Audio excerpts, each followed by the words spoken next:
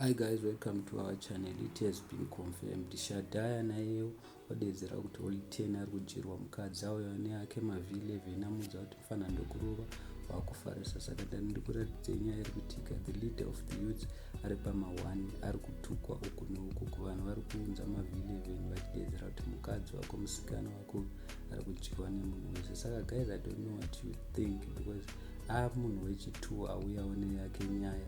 Lastly it was Reverends ezvinezvi kwaShadaya nemunongomuziva Shadaya haangouya asina maproof. Saka guys, zvandakuigira izvi nangoti muone.